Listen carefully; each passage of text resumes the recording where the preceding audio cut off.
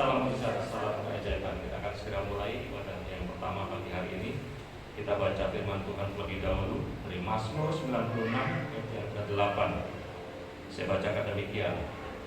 Berilah kepada Tuhan kemuliaan namanya, bawalah persembahan dan masuklah ke pelatarannya. Kita baca sekali lagi bersama-sama, 2, 3. Berilah kepada Tuhan kemuliaan namanya, bawalah persembahan dan masuklah ke pelatarannya. Amin. Mari kita berdoa.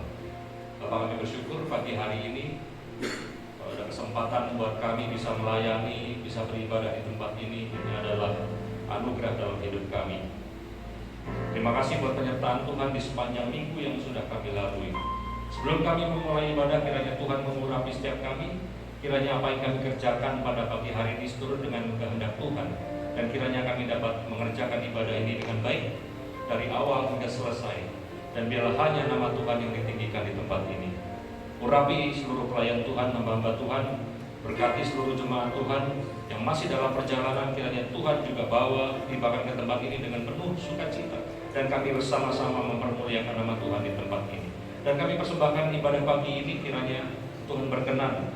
Dan kiranya ya Tuhan memberkati setiap kami yang beribadah pagi hari ini. Terima kasih Bapak, kami serahkan ibadah pagi hari ini hanya di dalam nama Bapa, Anak, dan Roh Kudus, yaitu di dalam nama Tuhan Yesus Kristus. Haleluya. Amin.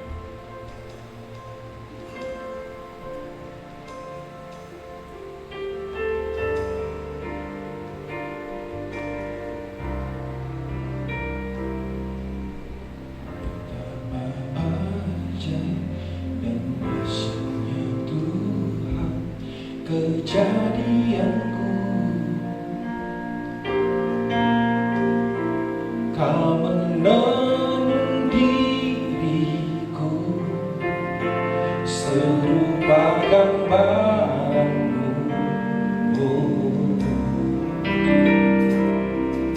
Sungguh berharga di matamu Tuhan kehidupanku.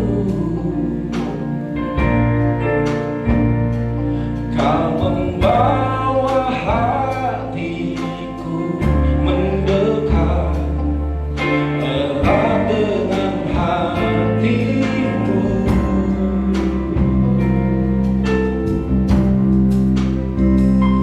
Ku mengangkat wajahku memandang keindahanmu, Yesus. Syukur bagi kesetiaanmu di sepanjang hidupku. Dan ku angkat tanganku ke tahta kasih dan karuniamu. Tak sekalipun Kau tinggalkanku, Yesus sahabatku. Baik, kita semua coba dulu. Haleluya.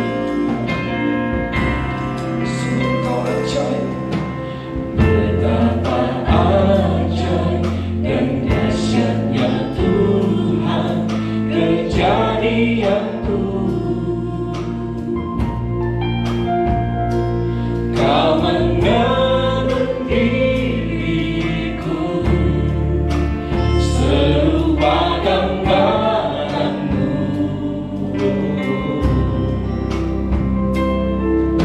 Sungguh berharga di matamu Tuhan kehidupanku. Kau membawa hati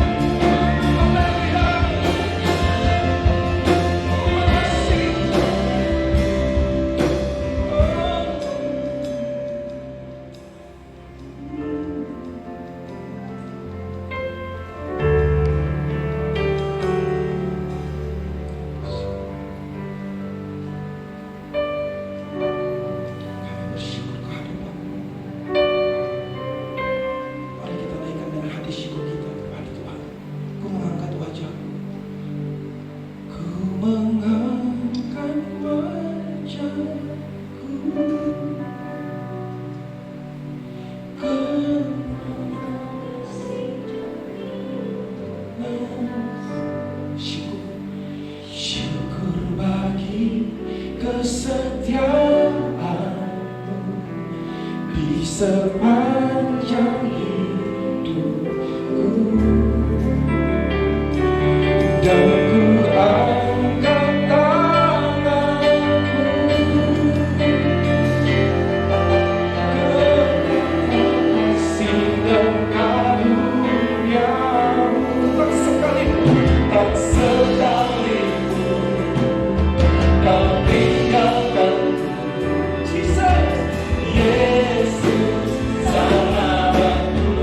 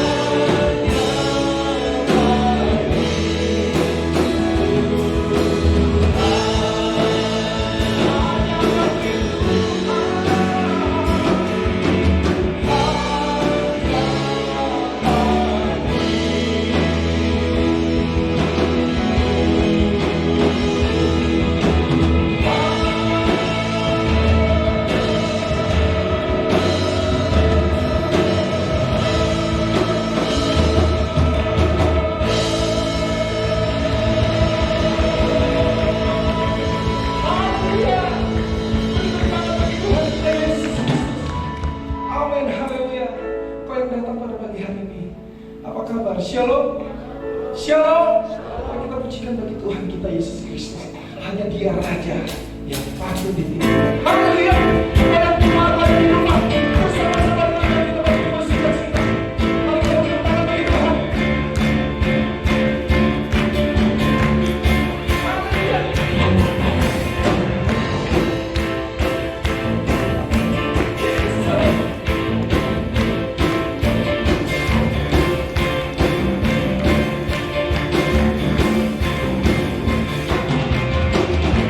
Bersyukurlah kepada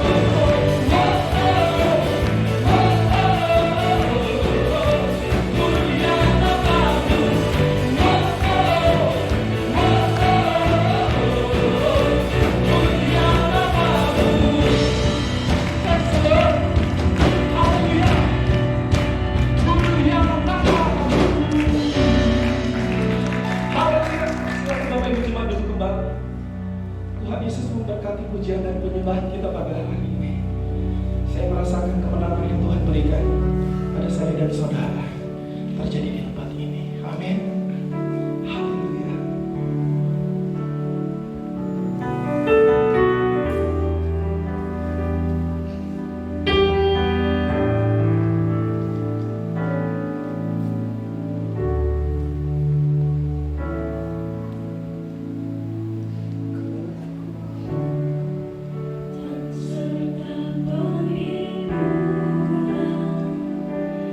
Diberi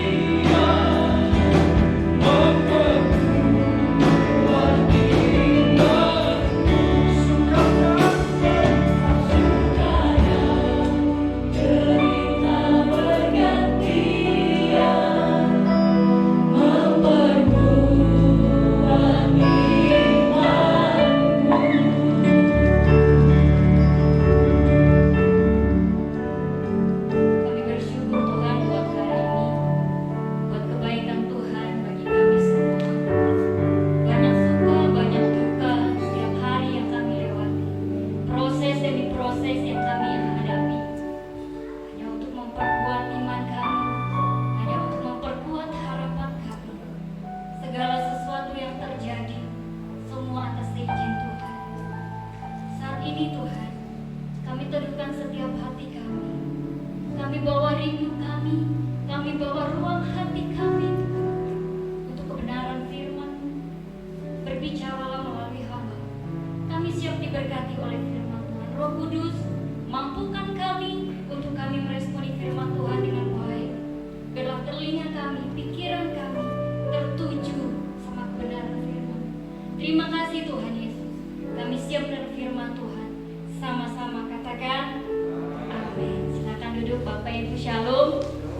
Puji nama Tuhan ya, meskipun cuaca di luar adem sekali ya, karena hujan 1 minggu full ya, hujan melanda kota kita, daerah kita. Kita percaya bahwa semua itu karena Tuhan. Salam GTM. Beri kemuliaan lebih keras buat Tuhan dan kami.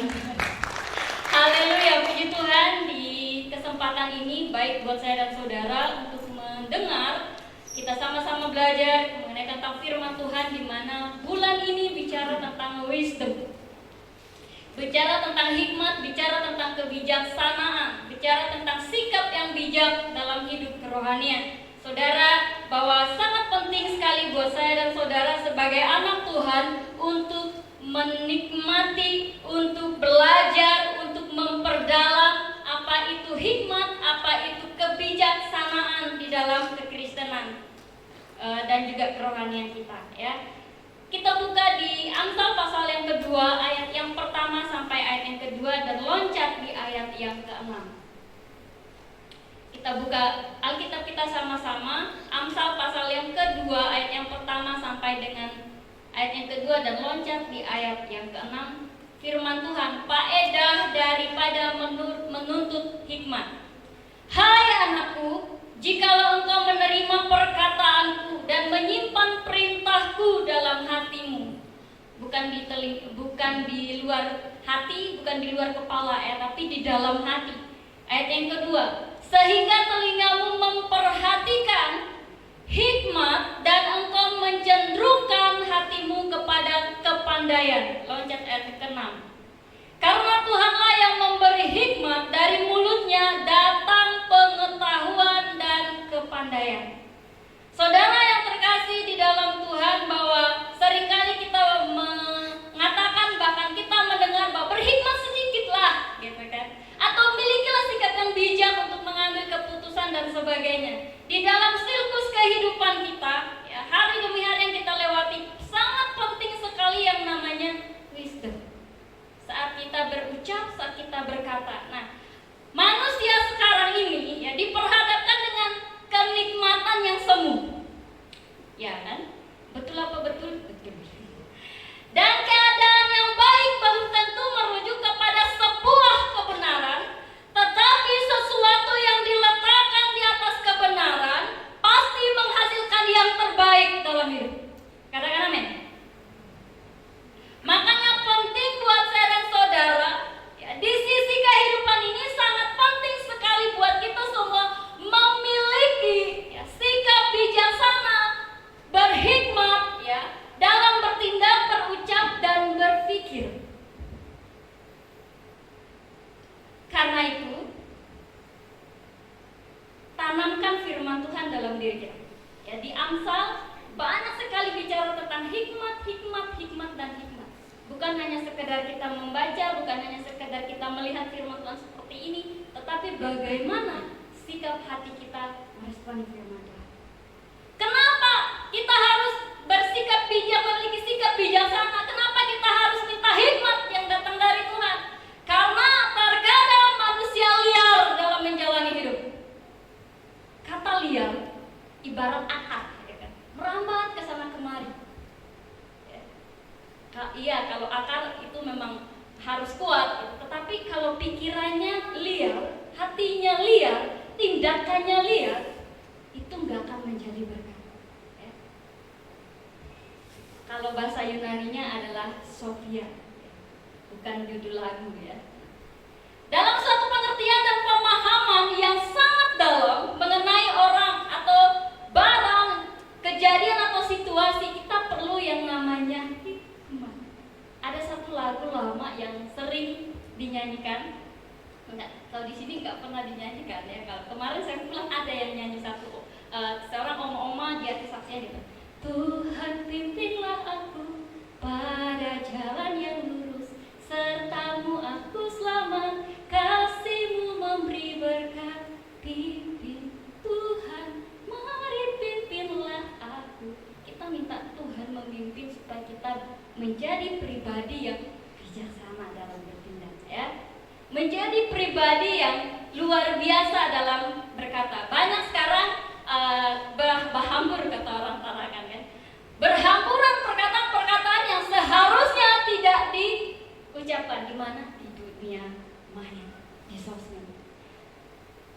Tanggal 3 kemarin di bulan ini, saudara, saya mendapat kesempatan yang menurut saya luar biasa. Saya meliput satu kegiatan yaitu KPI, Komisi Penyiaran Indonesia, ya. Di sana salah satu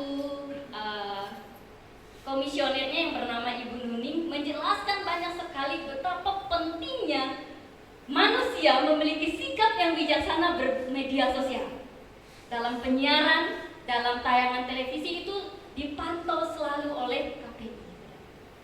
Dan di sela-sela itu saya nggak peduli orang bercepat-cepat karena yang ceweknya sendiri di situ saya, saudara. Jadi saya bilang sama Pak Ambar, Pak, kok cuma Dita aja ya? Nggak apa-apa, santai aja. Jadi nyorot gubernur, nyorot rektornya luar biasa ya. Satu pengalaman yang luar biasa. Ada satu kalimat yang saya tangkap karena di seminar itu juga berbicara tentang bijaksana, bijak dalam media sosial, bijak dalam membuat status, bijak dalam hal penyiaran di televisi. Yaitu salah satunya adalah pengawasan. Betapa pentingnya hidup kita diawasi, ya. Siapa yang ngawasin kehidupan saya dan saudara? Kalau saya sebagai anak adalah orang tua saya yang ngawasin saya. Kalau saya jauh dari orang tua saya, siapa yang ngawasin saya? Orang-orang yang ada di sekitar saya di tempat ini. Salah satunya adalah orang tua rohani saya, Bapak dan Ibu Gembala. Betapa pentingnya kehidupan kita diawasi. Ya. Kalau tidak diawasi, kalau tidak diawas atau dinasehati dan sebagainya, liar. Makanya saya katakan tadi liar. Minggu kemarin begitu luar biasa dikupas dari Taman Eden. Satu cerita yang luar biasa bicara tentang kronologisnya jatuhnya manusia dalam dosa. Ya. Kita buka terlebih dahulu di Kejadian yang keempat. Ada kata yang sangat menarik setelah saya kupas, ya. Tetapi ular itu berkata kepada perempuan itu, sekali-kali kamu tidak akan mati, sekali-kali kamu tidak akan mati. Benar, secara jasmani gak mati, tapi yang mati apa? Kerohaniannya. Makanya hilang tubuh kemuliaan. Ada kata sekali-kali kamu tidak akan mati. Ini berbicara tentang rayuan setan, itu memang luar biasa, ya. Ini bujuk rayuan yang lembut, halus, dan sepertinya bijak sekali. Sekali-kali gak mati kok. Sekali-kali biasa aja, gak apa-apa. Tapi akibatnya sangat fatal sekali, ya. Tetapi hasilnya sangat mematikan. Makanya saya bilang tadi, secara jasmani memang tidak mengalami namanya kematian, ya. Tetapi yang mati adalah rohaninya, sehingga membuat tubuh kemuliaan hilang dari Adam dan Hawa karena tidak mendengar baik-baik. Makanya tadi di ayat yang Amsal pasal 2 yang pertama di bagian B, dan menyimpang perkataanku dalam hatimu, dalam hati kita. Simpan firman Tuhan yang kita baca dalam hati. Biarkan itu menjadi acuan terpenting buat pertumbuhan rohani kita. Agar kita melangkah, oh ini salah, mundur. Saat kita mundur, oh ini gak boleh mundur, harus maju. Ya. Jadi betapa pentingnya hikmat yang datang dari Tuhan. Bahwa di sini dikatakan akibat tidak mendengar perintah Allah, apa yang terjadi? Ya, maka manusia sampai sekarang pun susah diatur, ya kan? baik dalam bertindak, perkataan. Berapa sering kita memperkatakan atau mengucapkan sesuatu yang sia-sia, ya. Hati-hati dalam berkata, hati-hati dalam berperilaku, ya. Akibat tidak mendengar perintah Allah, ya. Maka penting sekali bagi saya dan saudara kita, anak-anak Tuhan, memiliki hikmat untuk menjalani hidup. Penting sekali buat kita untuk memiliki hikmat, ya, agar kita dalam kehidupan kita tidak hanya berpaku sama diri sendiri, ya. Kemarin saya catat ada beberapa yang harus kita pahami. Yang pertama itu pengetahuan, perlu adanya pengetahuan. Saudara pasti kemarin ada yang datang ibadah 1-4, Pak Gembala mengupas keempat ini, saya catat saudara. Yang pertama itu perlu adanya pengetahuan. Kalau orang yang tingkat pengetahuannya banyak, ya, semakin pengetahuannya luas, semakin dia bertindak hati-hati. Yang kedua, perlu adanya wawasan. Kalau jalan kita tuh jam terbang kita cuma lingkaran kecil, saya rasa sangat perlu, harus banyak sekali yang harus kita pelajari. Makanya wawasan kita penting, ya, supaya kita juga bisa memilah dan memilah. Yang ketiga itu kepintaran, cerdas. Bukan hanya sekedar pintar ngibulin orang, bukan hanya sekedar pintar gibahin orang, bukan hanya sekedar pintar menganggap diri sendiri pintar, ya, tetapi pintarlah melihat situasi, kondisi dalam kehidupan kita. Yang keempat itu cerdas. Hampir sama pintar sama cerdas itu beda-beda tipis, ya, beti. Jadi keempat ini penting sekali. Pengetahuan kita akan firman Tuhan ditambah. Wawasan kita dalam dunia pelayanan pun harus ditambah. Kepintaran kita melihat situasi dalam dunia pelayanan pun ditambah, dalam pekerjaan juga harus ditambah. Cerdas. Kira-kira ini perkataan nyakitin orang nggak? Kira-kira ini tulisan pantas nggak? Gitu. Hikmat. Kenapa seringkali orang hancur atau banyak sekali orang Kristen hancur karena tidak puas? Ya, Hawa nggak puas. Tuhan udah bilang, boleh semua yang ada di taman ini boleh kalian makan, boleh kalian nikmati, tapi please hanya satu yang nggak boleh disentuh. Jangankan dimakan, disentuh pun nggak boleh. Tapi karena dasarnya nggak puas, apa yang terjadi? Disikat juga sama Hawa. Karena apa? Nggak kuat dengan hatinya. Dia cuma hanya sekedar mendengar firman Tuhan lalu. Untuk menjadi pribadi yang memiliki kualitas hikmat atau kehidupan yang bijaksana, kita perlu adanya. Yang pertama, Amsal 3 ayat 1. Amsal 3 ayat yang ke-7, sorry. Yang pertama, janganlah engkau menganggap dirimu sendiri bijak, takutlah akan Tuhan dan jauhilah kejahatan. Itu yang pertama. Jangan kita sombong, jangan ada ego, jangan ada, apalagi sombong rohani, saudara, hati-hati. Sekali lagi saya baca, janganlah engkau menganggap dirimu sendiri bijak, takutlah akan Tuhan dan jauhilah kejahatan. Kata Tuhan di sini gede banget, hurufnya kapital semua. Ini menegaskan bahwa kehidupan saya dan saudara jangan sampai kita bertindak semuanya sendiri. Yang pertama, dari Amsal 3 ayat yang ke-7. Jangan sombong. Orang yang dipenuhi dengan hikmat tidak akan pernah sombong dalam hidup. Yang ada lahir humble, no sambel, tapi rendah hati, ya. Yang kedua, Amsal 4 ayat yang ke-12. Bila engkau berjalan, langkahmu tidak akan terhambat. Bila engkau berlari, engkau tidak akan tersandung. Karena apa? Sudah dipikir dulu. Oh, nanti kalau melakukan yang ini, konsekuensinya apa ya? Makanya ini yang kedua.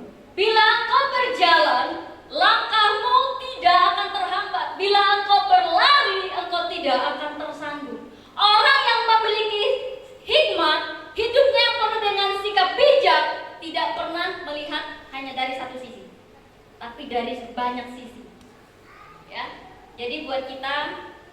Saudara, penting sekali ini bagi kita. Hikmat membuat kita menjadi pemenang. Ya. Kenapa saya katakan hikmat membuat kita jadi pemenang? Kalau kita memiliki hikmat, kita berjalan. Ya. Karena kita punya hikmat, kita melihat, oh jalannya nggak bagus nih, udahlah balik. Ya. Kalau kita pun berlari nggak sampai tersandung, kata firman Tuhan. Kenapa? Karena kita ya dari ayat yang ke Amsal 3:7 tadi sudah bilang bahwa jangan ada kesombongan, ya, supaya kita tetap memiliki hati yang baik, memiliki hikmat yang luar biasa. Salah satu contoh tokoh yang sangat terkenal di kalangan teologi, di kalangan orang percaya, bahkan di kalangan kita sebagai anak-anak Tuhan adalah Salomo. Salomo adalah pribadi yang penuh hikmat sekali. Saudara pasti sudah hafal cerita bagaimana Salomo dikatakan orang yang sangat berhikmat. Ya, ketika dia ingin membelah satu balita, bayi, bukan balita tapi bayi, dan mama kandung dari si bayi bilang jangan. Tapi yang satunya bilang udah belah aja. Ternyata Salomo mendapat hikmat. Ternyata yang punya bayi adalah ibu yang bilang please jangan dibelah. Maksudnya jangan dibunuh gitu, jangan dibagi dua. Lihat, ketika Salomo memiliki hikmat, maka kemenangan terjadi buat ibu yang punya bayi. Ya, kita juga harus demikian. Minta sama Tuhan hikmat. Yang ketiga, saudara. Amsal pasal 4 ayat yang ke-23. Ini sangat penting sekali. Sudah hafal semua pasti. Ya. Jagalah hatimu dengan segala kewaspadaan, karena dari situlah terpancar kehidupan. Jaga hati kita, saudara. Gimana caranya? Ya, susah jaga hati, terlalu banyak yang disimpan, gitu kan? Hati-hati dengan hati, karena hati bisa menghancurkan hati. Ya, jaga hati berkaitan dengan pikiran, perasaan, dan kelakuan. Menjadi pribadi yang istimewa butuh proses yang hebat. Makanya apa yang ada di hati itu yang bisa keluar dari mulut. Apa yang lahir dari hati bisa keluar dari timbul di pikiran, saudara. Jadi hati-hati, ya.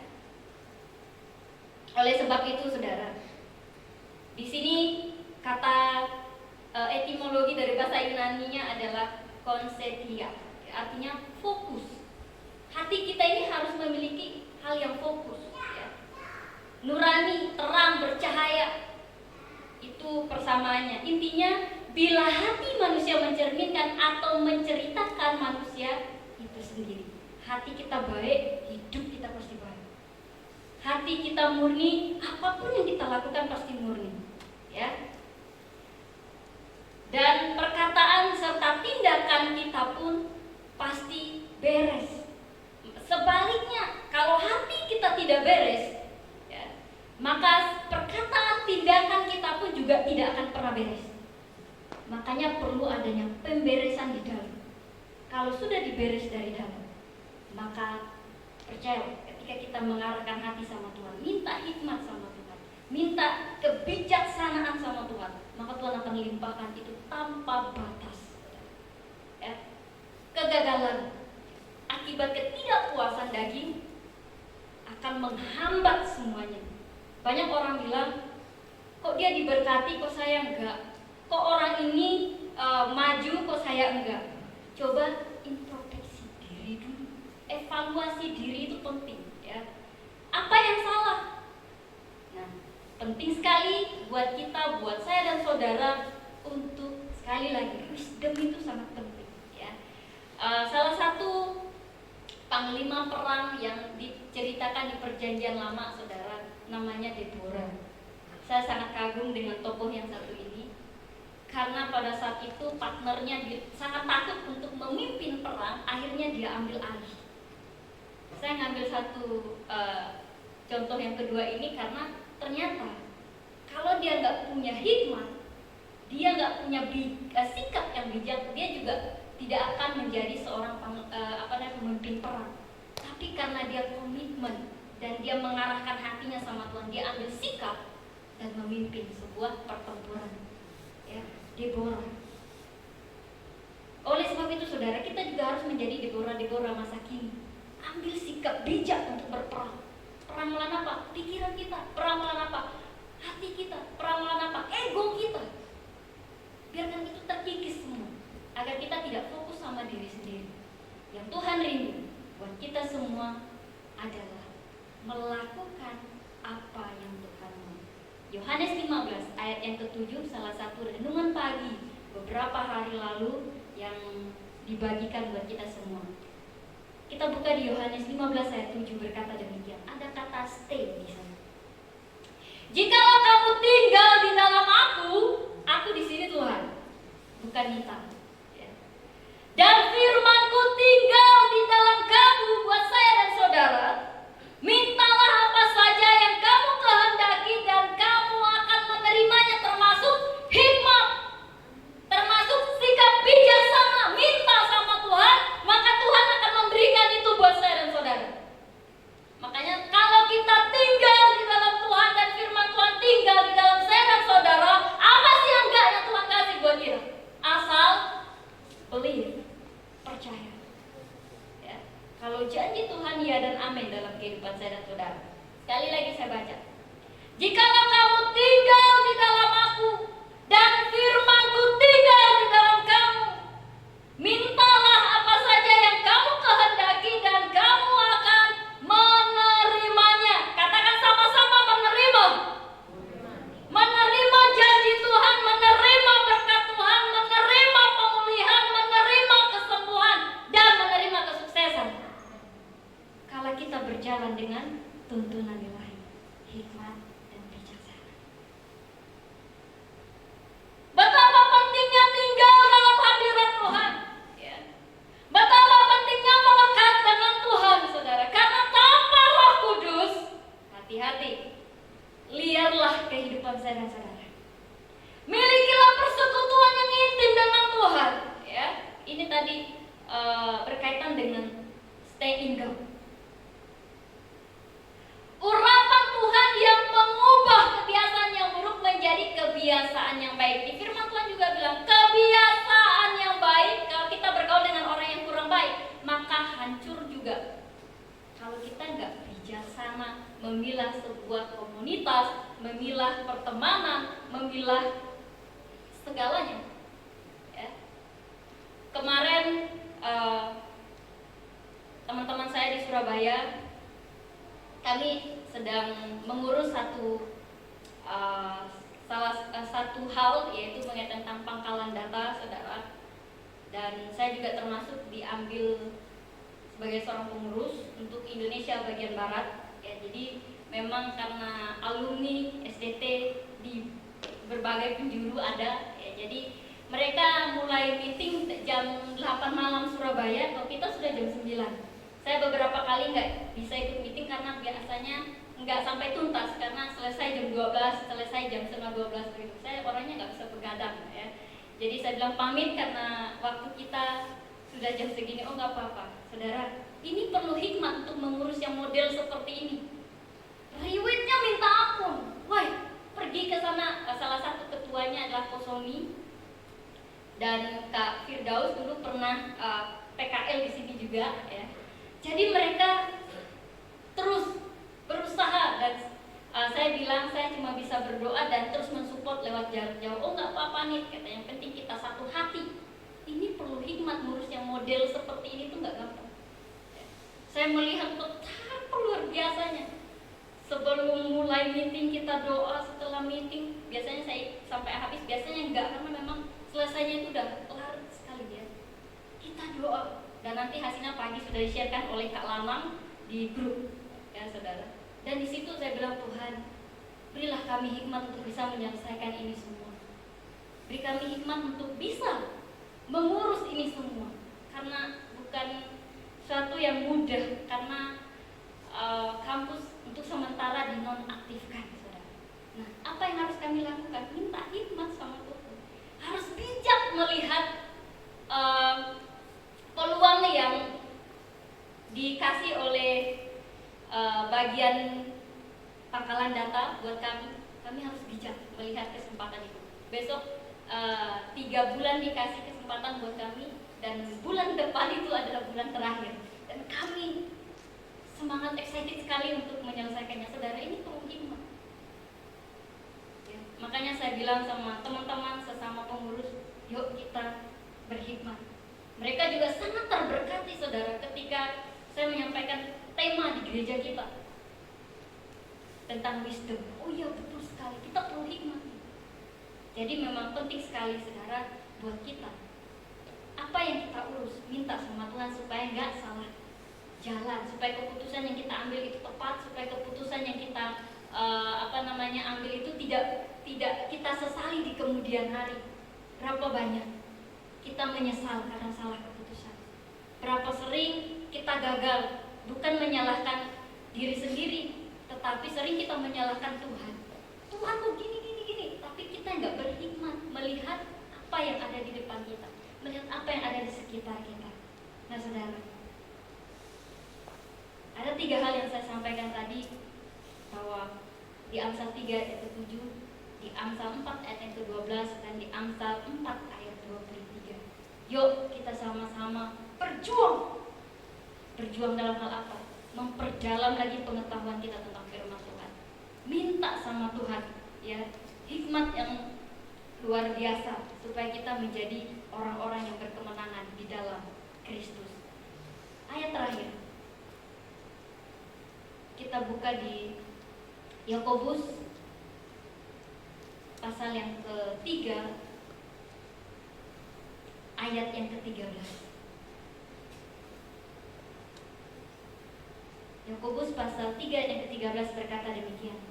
Siapakah di antara kamu yang bijak dan berbudi? Baiklah ia dengan cara hidup yang baik, menyatakan perbuatannya oleh hikmat yang lahir dari kelemah lembutan. Sekali lagi, siapakah di antara kamu yang bijak dan berbudi? Baik ia dengan cara hidup yang baik, menyatakan perbuatannya oleh hikmat yang lahir dari kelemah lembutan. Nah, saudara, apakah kita memiliki hikmat hari-hari ini? Apakah kita memiliki sikap bijak dalam menyelesaikan masalah?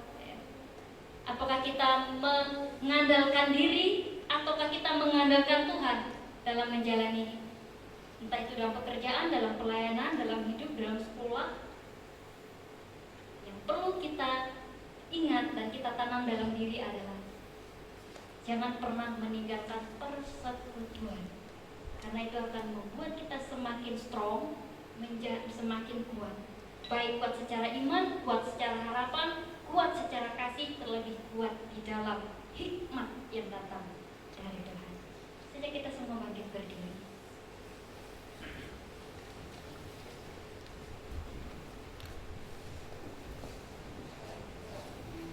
Terima kasih Tuhan,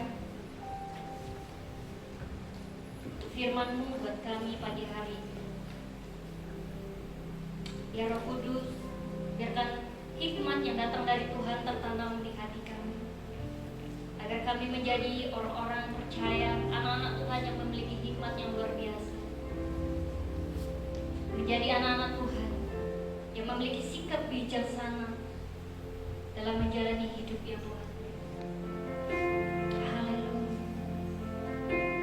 Mengalirlah kuasa-Mu ya Roh Kudus, jamah kami Tuhan.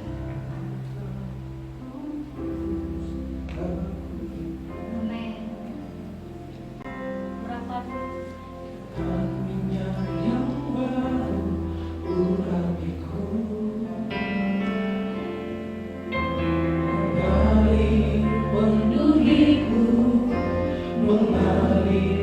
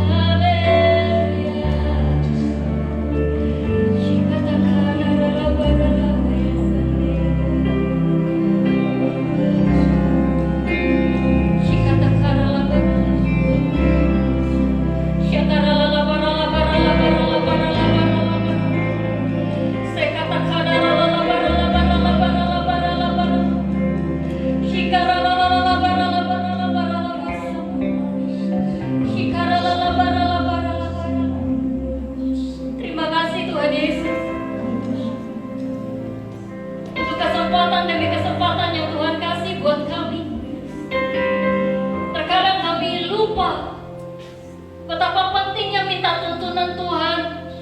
Betapa pentingnya hikmat yang datang dari Tuhan. Betapa pentingnya sikap bijak yang datang dari Tuhan. Terkadang kami sering mengandalkan diri kami. Terkadang kami sering melupakan Tuhan. Terkadang juga kami sering meniadakan Roh Kudus. Pagi ini Tuhan, Kau ingatkan kami untuk kami memperdalam, memperluas pengetahuan kami tentang firman-Mu, agar hikmat yang datang dari Tuhan yang berdaulat atas hidup kami.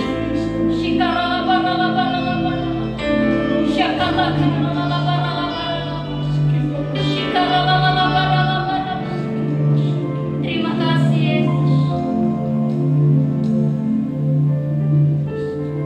Satu yang ku rindu bersekutu denganmu, bawaku lebih lagi tinggal di dalammu, nikmati hadiratmu, jamahlah seluruh hidupku,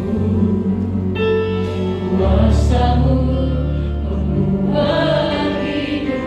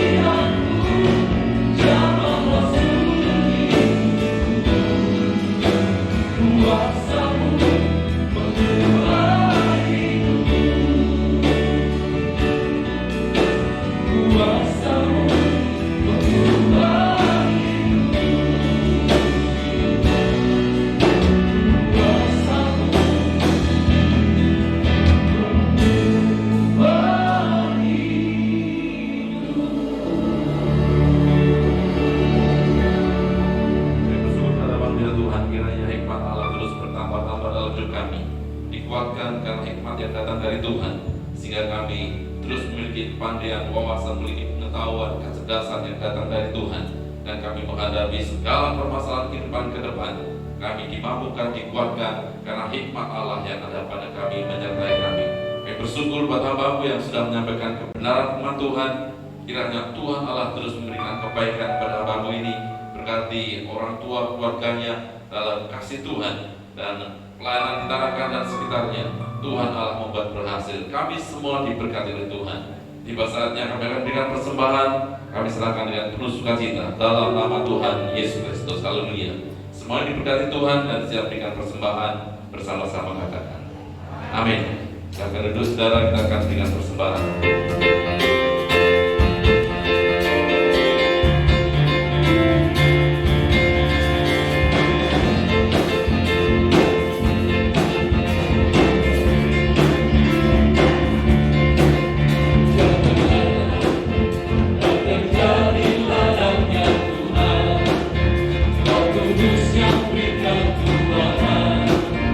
Yang menerangkan dan menopang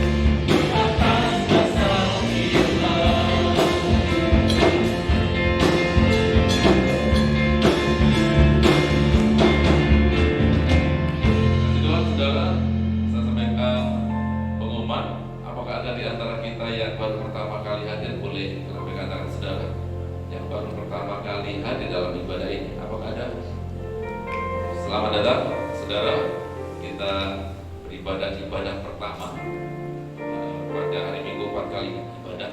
Nanti sekitar jam 10 kita juga ada ibadah kedua dan seterusnya.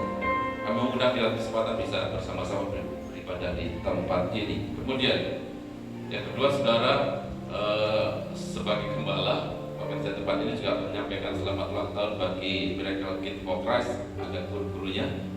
Dan minggu ini juga ulang tahun Miracle Women for Christ. Kiranya kita semua bergairah di dalam pelayanan di gereja ini untuk memuliakan nama Tuhan. Sepakat, katakan amin. Maju terus untuk melayani Tuhan. Besok saudara, tanggal 14 Februari kita adalah Valentine Day. Valentine is not free sex. Saudara harus dipahami sekarang ini mungkin disiarkan juga bahwa Valentine itu bukan free sex. Kalau ada anggapan Valentine itu salah, adalah orang tersebut kurang wawasan. Ya, karena Valentine itu mengajarkan tentang kasih. Kristen mengajarkan tentang kasih, dan Santo Valentino itu memberikan ketika itu, ini yang benar. Ketika itu dia keluar rumahnya di musim yang sangat dingin, dia membagi-bagi berkat kepada orang-orang miskin dan menganjurkan kepada keluarga-keluarga kumpul di rumah dengan baik. Jadi kalau merayakan Valentine berduaan, pasangan, di situ ada coklat, ada bunga, dan kemudian ada lampunya redup-redup gitu, hanya berduaan saja, akrab, itu termasuk orang yang kurang wawasan juga. Karena Valentine itu boleh, silahkan dikerjakan, tetapi yang lebih baik lagi adalah ketika menyatakan kasih kepada keluarga, saudara kemudian keluar rumah menyatakan kasih kepada orang-orang yang membutuhkan kasih. Itu yang betul. Pacar membutuhkan kasih, betul. Ya, suami istri membutuhkan kasih satu sama lain, betul. Tapi kalau cuma berdua terus, itu kurang wawasan. Harus bertambah dan nyatakan kepada dunia bahwa Kristen mendukung Valentine Day dan itu adalah ajaran Kristen. Buktikan kepada orang di luar sana yang kurang paham tentang Valentine itu adalah sesuatu yang merusak moral. Itu tidak betul. Setuju, katakan amin. Yang betul adalah kita mengasihi keluarga, mengasihi orang-orang yang perlu, termasuk orang-orang miskin, membutuhkan kasih dan sebagainya. Coklat, Valentine Day sekarang identik dengan coklat. Kenapa muncul coklat? Di Alkitab memang tidak ada. Harus bawa coklat, tidak demikian. Jadi ketika itu adalah bahwa coklat ini fungsinya, manfaatnya adalah menambah daya ingat, kemudian membantu memperbaiki suasana hati. Ini yang tepat bahasanya, memperbaiki suasana hati. Bisa saja saudara, bukan hanya coklat yang membuat suasana hati itu berubah. Saudara bawa bunga, itu membuat suasana hati berubah, itu baik juga. Saudara bawa segepok uang diberikan kepada orang lain di hari Valentine Day, itu suasana hatinya berubah, boleh juga. Jadi tidak harus coklat. Nangkep, katakan amin. Saudara bawa baju baru diberikan kepada seseorang, suasana hati berubah, itu maksudnya demikian. Jadi ketika Valentine Day itu saudara membawa sesuatu supaya suasana hatinya bisa berubah lebih baik, maka kita perlu hikmat di bulan Februari ini. Nangkep, katakan amin. Silakan merayakan Valentine Day, tetapi sesuai dengan ajaran kebenaran firman Tuhan.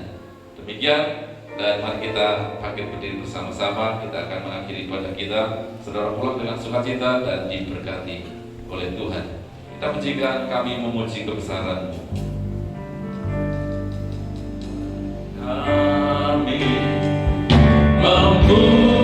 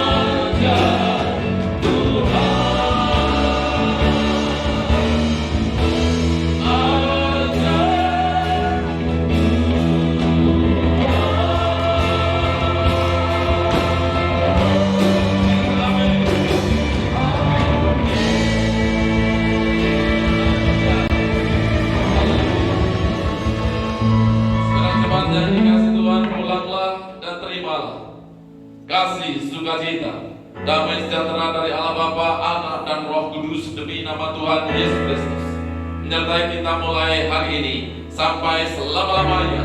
Tuhan Yesus datang kedua kalinya menjemput saudara-saudara menikmati kemuliaan yang kekal.